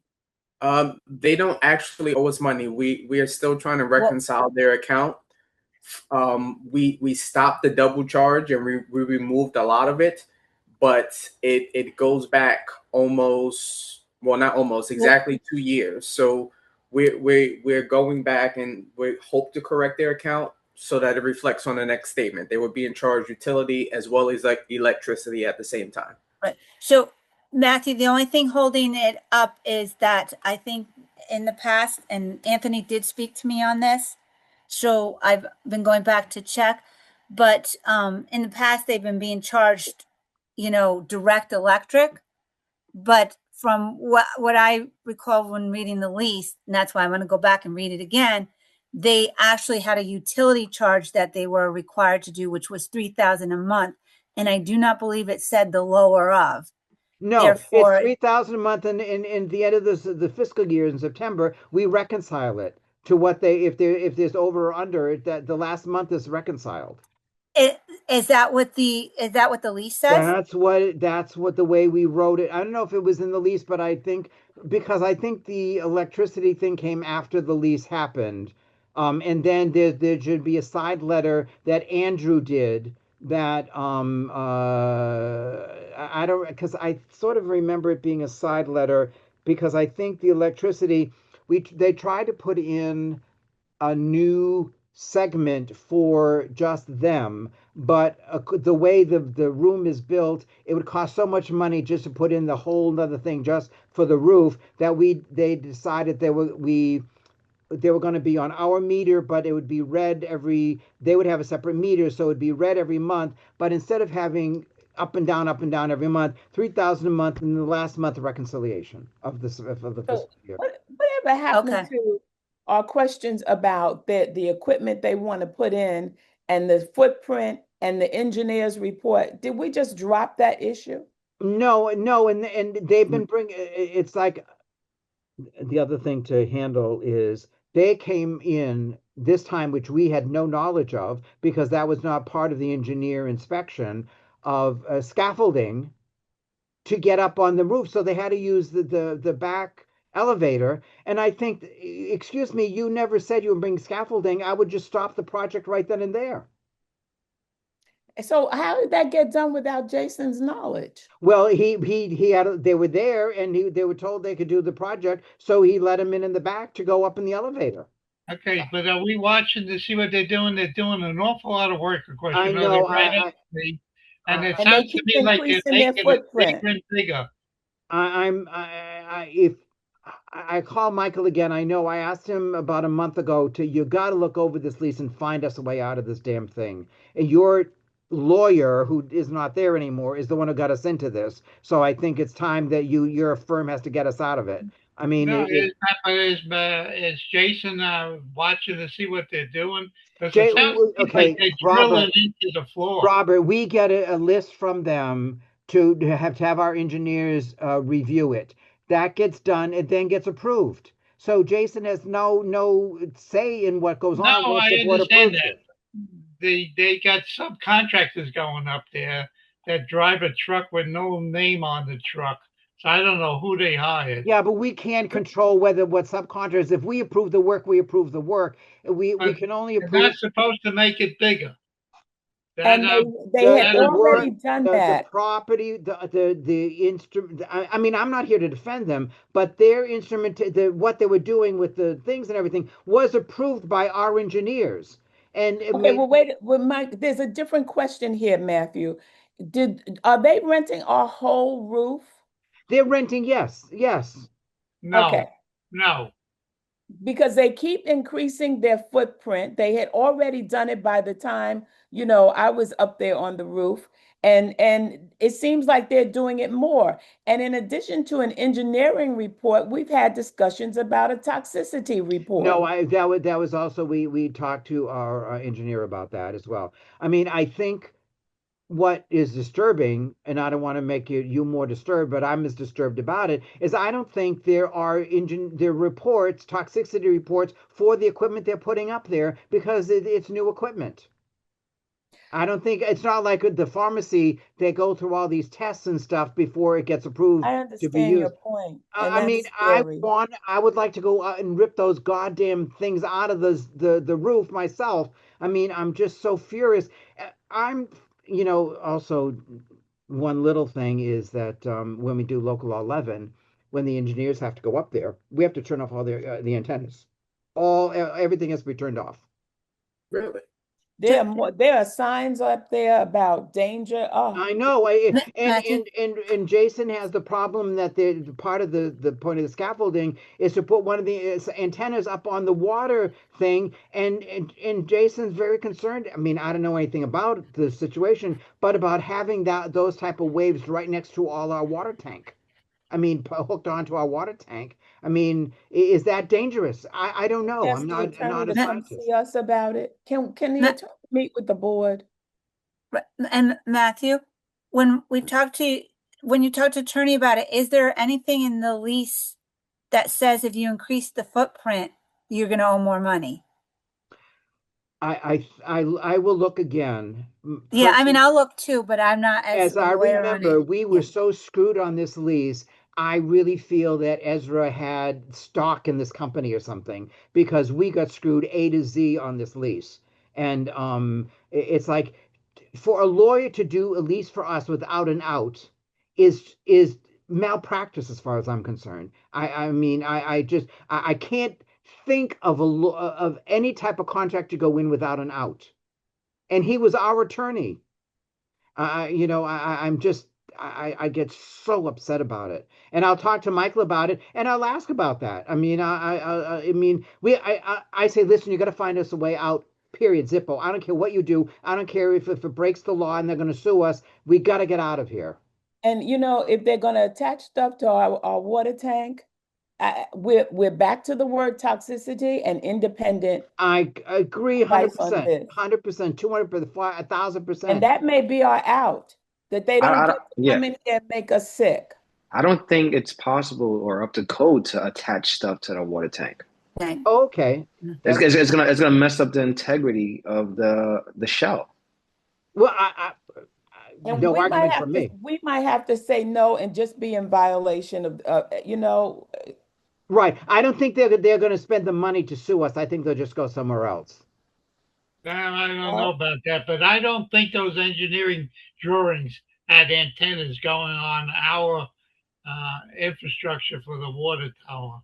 Okay. I mean, again, I don't know. That I looked at that stuff and it's lying. Well, I don't think that's why I'm asking. Can we have the benefit of the attorney having a dialogue with the whole board so he can hear all of our concerns? Yes, I'll prepare him. I'll just say, listen, you got to dig out all the things you can dig out. Jason should go up there and take some photographs and send it to the lawyer because I don't think people understand how they're expanding the area. All right, I'll ask Jason to do that tomorrow. They did not lease the whole roof.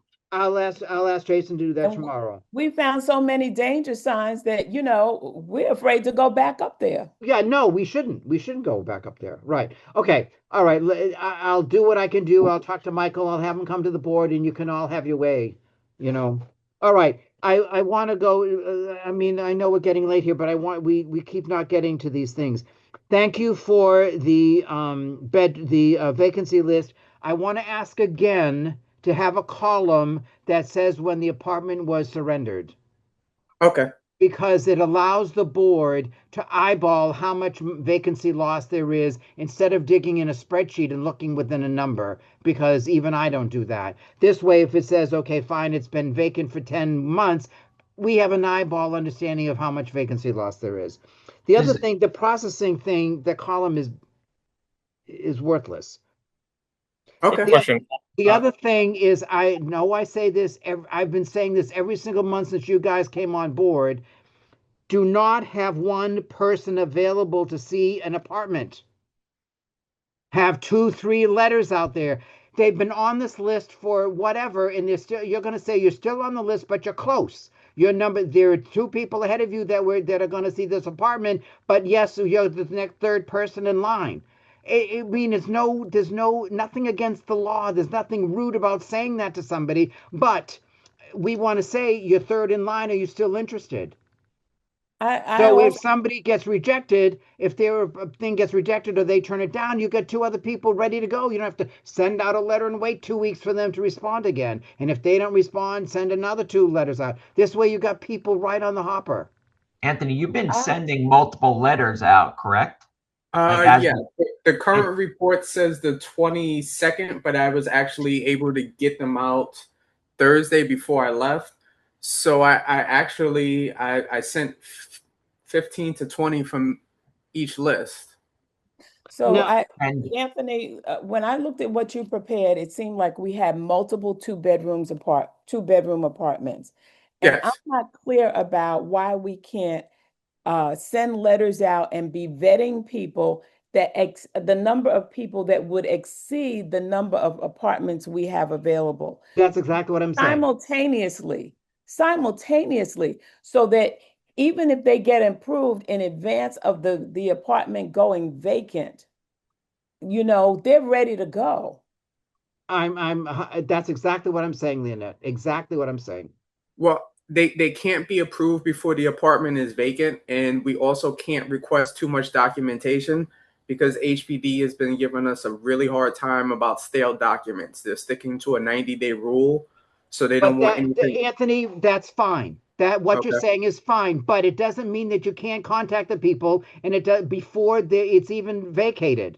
It doesn't mean you can't have them ready to go the minute that they serve the apartment. The next day they can go in and look at it. And technically, according to HPD, they can look at the apartment even if somebody's still living there. And We have tell the that right to go in. We have a right to ask. I mean, obviously, we don't charge in. We have the right to allow us in to see the apartment. and tell the people, we're asking you to get your documents together.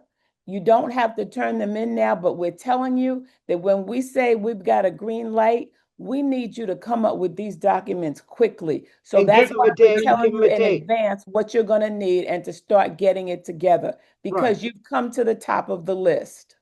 Exactly. And give them a day that they have to have everything in. Don't wait 2 weeks and then call them and say, well, listen, we're waiting for give them a 10-day or 14-day list or 2-week 2 thing. days. You've got to have your date thing or we move on. Anthony, Semi-related.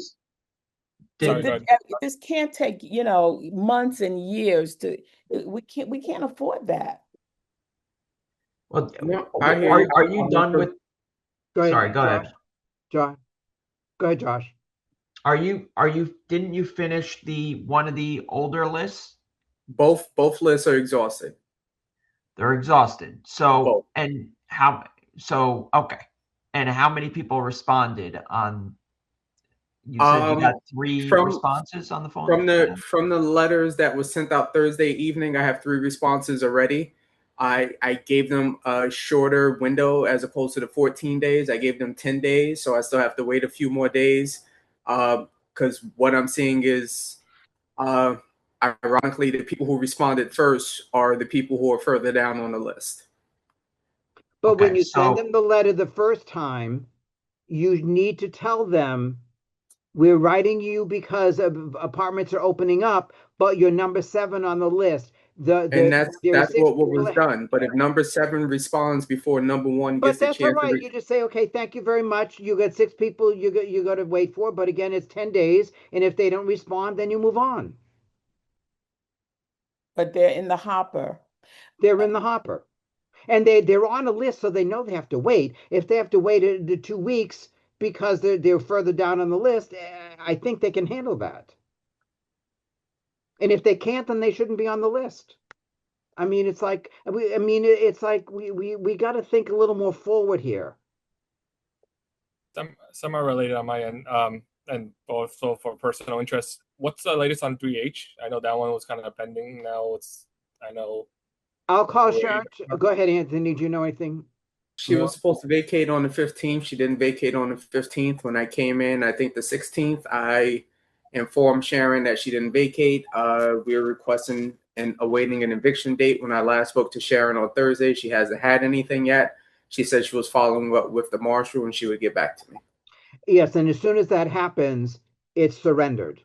I mean, once the marshal comes in and we enter, that's surrendered. So we then have to clean out that apartment and throw everything out. And okay.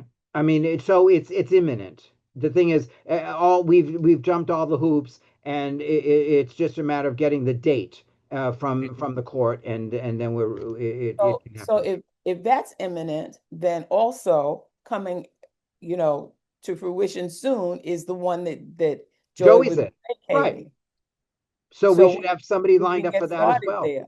And So that was we're account- waiting. and When that is was the new accounted waiting list for- going to be available? We don't know because every time she's supposed to vacate, it gets pushed back. Who are you talking about? But does Well- that mean we can't start searching for Who you people? talking about? Who you talking about? Anthony. Who were you First- talking about? 3H. We were talking about 3H, correct? 3H, she's lost all of her rights. Once we get an eviction date, it's gone. I mean, and Marshall comes and we already have we've already gone to court. All that stuff is done. She has no more rights. So why can't we start to look for somebody? Thank you, Mary Kay. You can, yes, we're fine. Thank you very much. The somebody for her apartment is Joey, and Joey's apartment is already in mine for the letters that have gone out. I've inspected Joey's apartment. I was just in it. I know it doesn't take much work to turn it over. So in the back of my So, Freddie, mind, it's in the back of your mind. I'm trying to understand why we can't start to send letters out to look for hard candidates. and I'm telling you, I already did. That's included in the group of letters that went out. Because Okay, now that's what I now wanted we're to not at the point where we have a list where people don't know how much the apartments cost. Now we have a list where people know they're coming in and they're paying 100+K. So there's no sticker shock. There's not that much of a delay. Okay, so, all right, so we have a new list and it's active already? Is that new list? It's live? active. It was approved by HPD. Sean and I have had a few meetings already about how we're proceeding. Obviously, we're finishing up the tail end of the applicants we were dealing with off the old list, but it's all the new list moving forward. Okay, the new list, the internal and external need to be posted in the office, and they need to be sent to the board. Okay. Yep. Okay, let's move on. You can read Anthony's thing. It's very thorough. Okay, let me see. Okay, let me see. Oh, Anthony, I know this is driving you crazy because it's driving me crazy and it's driving everyone else crazy. What I need to hand approve the invoices for the gates. I need the invoice for Toga. I understood your email. I'm fighting with, not fighting. I'm trying to get Freddie and his team to understand. The thing is, I need it all in one email. I need the 3 invoices, the COI, and the 2 pictures of the 2 different gates that we're using. I awaiting the COI and the updated proposal for Toga. The moment I get that, I will send it all in one email. And they also send Toga. I mean, they should be sending Toga the email. We shouldn't get involved. Toga has to pay them, not us. No, they've been CCing me, but they finally Okay, get no, that. just I don't want Toga to feel, oh well, Max, we're going to pay ahead and they're going to pay us back. That's not how it's going to happen. We pay them a reimbursement once they pay the bill. But tell Freddie, the sooner they get it to us, the sooner we set a date. I made that very clear today. Okay. And Josh, what Yeah. I'm going to do is hand approve these. These don't go to Avid. This gets cut right away. Because Anthony needs to set up a Monday so that they can do all the gates. We need to do all the gates in one day because of security. So let's not deal with the Avid situation. Oh, okay. All right. All So right. it's in-house. Anthony, just make sure that's, I'll include you on the email once Yeah. I send everything. Okay. And I'll have a conversation with Sasamita so she can be aware and we can process it as soon as possible. Okay. Okay. Now. Okay. Well, I wasn't even gonna bring that up. Okay. Yeah. No. Go ahead, Anthony. Was it you? Sorry, before we forget, I know you had asked about the booster pump. We didn't discuss one for the entire building. What we had discussed was one for just one unit, because at the time, only one shareholder was actively complaining about super low water pressure. It's Okay. low water pressure on all the top floors. Well, I think that's not as easy as that's the situation. I'm just telling you that anybody on the top floors knows that there's low water pressure, probably from the 20th floor up. Yeah, but you don't need to take a shower. Well, you don't. You just take a glass of water, you fill it up, and then you drop it over the top. Yeah, I think we looked at it once before. It was over 100,000. That's why I never pushed to it. Yeah, well, I'll write a check today. I'll donate that to the building. Okay, read through the rest of Anthony's thing. It's very interesting. One other issue, Matthew, is Go ahead. apartment 2D with the compressor outside the front of her window. I don't know why we put it on that front. Well, all the other stores put their compressors in the back. Well, no, the other stores have the ramp of the garage to do that in. That store doesn't have the ramp. Mm-hmm. That's the problem. The ramp? What's it got to do with the back of the other stores? The back of their building is the outdoor ramp of the garage, so they can put their compressor out there, and there's no problem. The point is that the school, the back of the school is the inside of the garage. Oh, yeah. And you can't put the compressor in there inside the garage. I mean, that would be the connection between the AC unit and the compressor is a 1 inch or a 3-inch pipe. It's a hose actually, and it can run over 90 or 100 feet. So I don't, that just normally goes right through the walls. That's all. Okay, I'll talk to Jason about the situation. My understanding is because I saw the unit there, and I know she complained about water and this and that, and there's just no water or any. I mean, no, it's like, just noisy all the time. Well, I don't think it. I mean, my understanding is it's not. It's a small. It's not like our other compressors. I know it is. I know it is. It's much smaller. It's like just like. It's like almost a little bit size than a regular air conditioner. Not something you would open up your window, that's for sure. Well, it's not right outside her window. It's against the retaining wall closest to the street. Yeah, I understand that. I'm just saying, but it's in front of her apartment. It just seems funny for us to put it out there, that's all. Well, obviously, I think it was done for a reason. I don't think it was just like, oh, gee, let's put it here. No, it was a solution that I believe there probably was other solutions. Okay, Anthony, you want to talk to Jason about that and see? I mean, I'll speak to Jason about it tomorrow.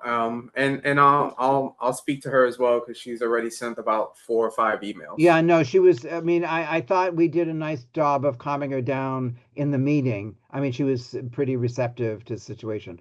But she's approachable. She just goes through periods where she likes attention. Right. And I mean, it's like, I didn't want to bring up the fact when I moved in the building, I could see the river and the sunset every day. I can't now. I mean, who am I going to blame? You're getting old. Get that better glasses. I know I got to get my glasses fixed. so I can see. By the way, if you're moving that compressor, I'd like you to move the AT&T equipment. It's very noisy over the top of my apartment. Oh, Thank you, Shadow. Very I know, I nice. can hear it all the way down If here you on the can move 13th it to floor. the other side of the building, Don't send it over here, Robert. Okay, okay, this is all good. Okay, now the stock certificate. My understanding, Anthony, correct me, I want to verify this with you, is that HPD is not even really considering them anymore with regards to succession. They look at the income affidavit and They look at the income affidavit, financial documents, and proof of address. right. I mean the old days the stock certificate was gold. I mean, oh my God, Yeah. it was gold. But now it's like it's like toilet paper. It's a vanity thing. it's a financial document that says you own the apartment. No, I understand that, but people think it endows them a lot of And rights. unfortunately, they won't let you put additional names on it. Right. No, well, in the old days they did, but people think that allows succession because of somebody's on the stock certificate, and Now, it we know. doesn't Well, anymore. well, they're wrong about that, but I wouldn't want to deny somebody a deed. So, Oh, you no, know, no. I'm not saying no. I'm just saying it's just he brought it up because it's in his report that he got a new stock okay. book. Okay. Yeah, but Thank you for the chargebacks. I appreciate that.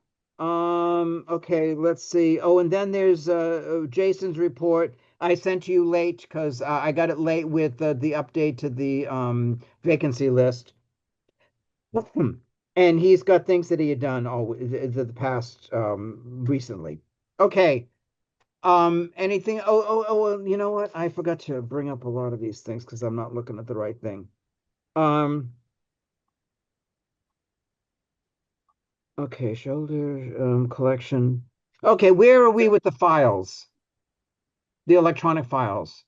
The electronic files, what we have so far is set to go. I have to send another round of letters to see if I can get missing documents.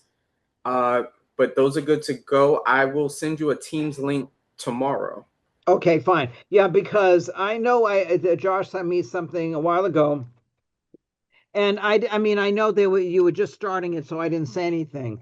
But one of the things that I saw, excuse me, I gotta okay.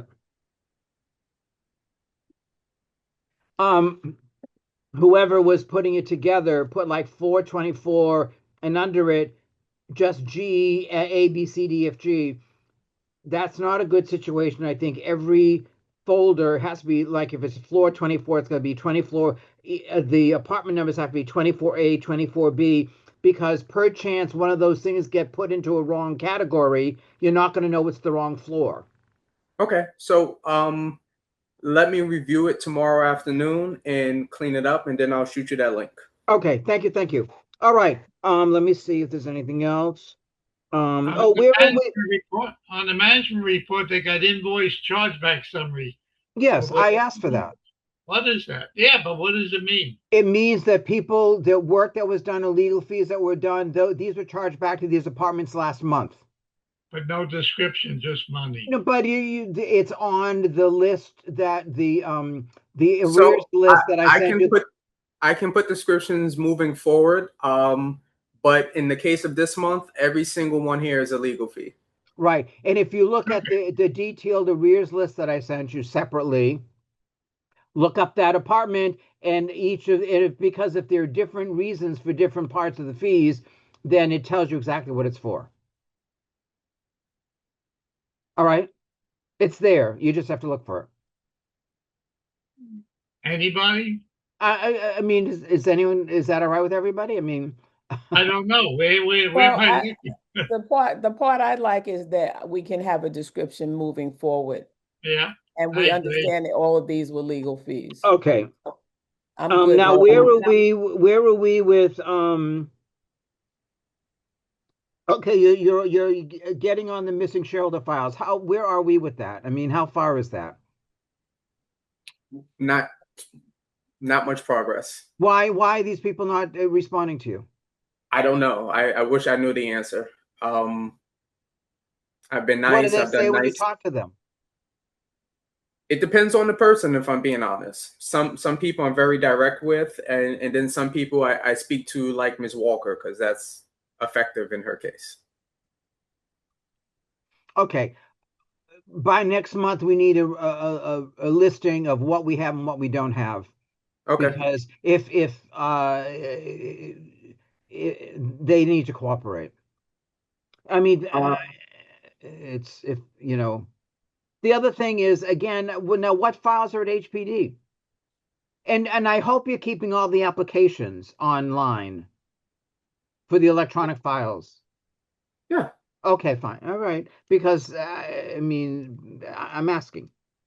Real quick before time runs out, I know we're still waiting on the proposal for 4H. I just want to put that out there, because that shareholder likes to make complaints. So in case it comes your way, I just want to let the What is? board I'm know. sorry. I don't remember what that's about. 4H is the heater for the family that alleges that they don't have adequate Oh yes. heat in their Yeah. No. apartment. You and They Jason had are handling originally come that. to the office to say that they were informed I that the board had approved it. You and Jason are handling it. You're doing it the way you do it. If they, I mean, if they need to be there when the people come, they need to set a day and a time when the people can come and look at the things, and they don't get a chance. It's not their decision on how many units we fix. Jason knows how many we need to fix to get the heat proper. That's all. I mean, they're very expensive, and it's not like we're going to do their whole apartment. You know what I mean? Jason is in control of that, not them. But they have to be there so that when the engineers show up. Okay, we're gonna, Diana, thank you very much. And Thank you. we're Thank gonna, you. and I'll send you just the end of the video. Yeah, exactly. Thank you so much. Good night, everybody. Night. Right. They are not in control. We'll fix the heat because that's our responsibility. And but Jason is the one who decides, and the engineers who do the units decide which ones get done and how many we get done. We don't have to do the whole department. I understand that. I'm just giving an update because for some reason that shareholder seems to think that Jason and I are the reason that there's been right, because they were told something that they shouldn't have been told, and let's leave it at that. And you know, you and Jason are in charge of that. If they give you trouble, you have them. I'll talk to them. Enough is enough. I mean, they've been causing enough trouble here. Go ahead, Leonette. I don't have anything to say. I thought your hand was up. Okay. Now, whatever happened to the photo IDs? So I saw that. I sent another blast out while we were doing the open board meeting. I gave the entire building to the 15th. Okay, what I think, because the way things are so lackadaisical, I think you know what you need to do is take a floor at a time and call everybody and say, come on in and do it. And then, then move on to the next floor. And I mean, if people are really obstinate about it, just keep moving on floor by floor by floor and then we'll go back and go after the ones that aren't, that are not. Are you saying we have to take our photos again? No, if people only bring you, Mr. Carr. Yeah, only you. Well, besides that, I'll wear this now because I know we Robert, took it. I think the best thing is to do, instead of actually taking photos, is to just get an imprint of your New York license. Your ID. That's fine with me. New York ID. I think because that solves a lot of problems for us for people subletting. The problem is that you're not doing that, right? Well, that's what I'm asking Anthony to do. I wouldn't let you take a copy of my license. It's personal information, and you don't need to have it. We need to know that you're living in your apartment and that you're who you are. I can show you ID. I don't have to show you that. I'll get show a ruling, it to you, but not let you enter it on the system. I'll because there's like numbers on there that can be plugged in other places that I want control of that. No, I understand. There's got other information in there that you don't need to see. Well, yes, there is some information we do need to see. I mean, like there's a guy who's subletting. If we call in and ask him for his license, it's not going to be this address. It's going to be another address. We have the legal thing to go after him to sublet.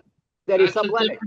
That's a instead of us paying a PI and going and all this thing. If we just have the proof that he's not living there, we can then go after him and save a lot of legal fees. Give him a deadline by which he needs to Anthony? see Anthony and show his license. Oh, are we talking about 12A or Yes. 8E? 12A. Both. Not both 12, have it's a 14A? 14A, right? No, 12A. Okay, 12A. He provided his ID, and it says 110 West End Avenue. Shit. So then he should be showing up on the income affidavit. And He does. No, he does, but he doesn't live here.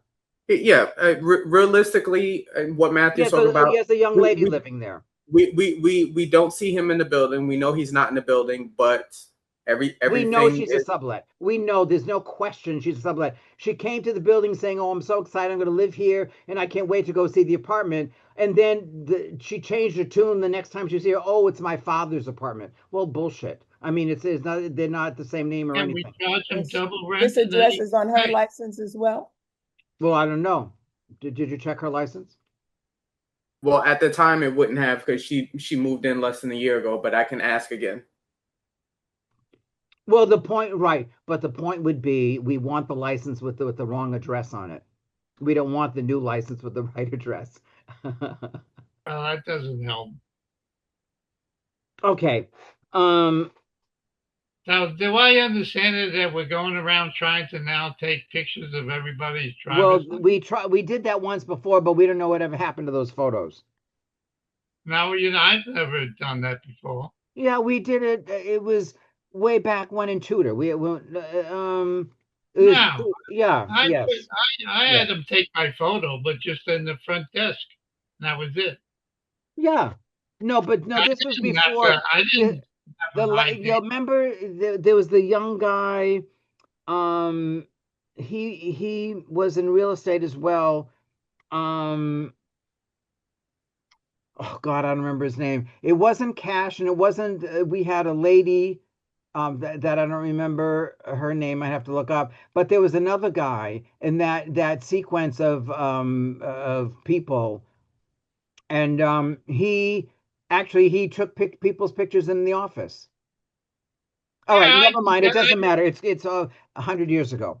So I have all right. I have no problem showing ID, but I'm not letting you take a picture of it. Well, and put it doesn't do us any good without a photo, and I understand why you don't want a photo of it, but it doesn't do us anything without us having it, because people change and people think, and well, I saw it. If Anthony sees it, well, but Anthony's not here, so So I suggest that when Anthony examines the ID, if it's a driver's license, he writes down the number that is on the driver's license and signs off, and have the person sign and compare their signature on his form. No, to their that's all signature right. on the That's license. fine. But it doesn't solve the problem of having a picture for people at the front desk if they need a picture of somebody who says they are somebody and they want to get in the building.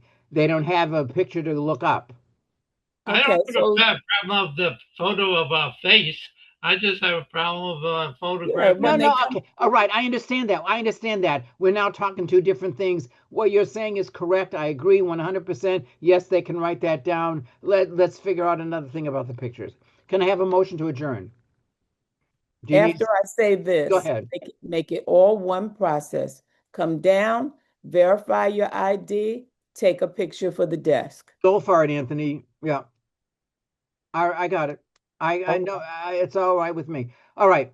Do you want a motion to adjourn? Is that please. what you asked for? That's what I asked. So moved, Mr. Ng. Could I have a second? What am I going to do the rest of the night now? Was that a second? Bob? What was that? Only a few of us left. I'll second it. Joey seconds it. I'm saying your name so that when Diana sees the video. Joey seconded it. Okay. Joey seconded it. All those in favor? Aye. 1, 2, 3, 4, 5. Oh, there's still 5 of us. Okay. What happened to everybody else? Okay. There are 5 of us. We're a quorum. That's good. Thank you all very much for a wonderful meeting. We got a lot of stuff done. And and if you were here for the shoulder meeting, a lot of people. That was good. And I didn't get the notices out till this morning. So, or this afternoon. So I thought that was pretty, and some new folks catching on. Thanks, guys. Thanks, Josh. Thanks, Anthony. Night. Okay. Good night. Have a good Hello, evening. everybody. Till next time. Same Yeah. place.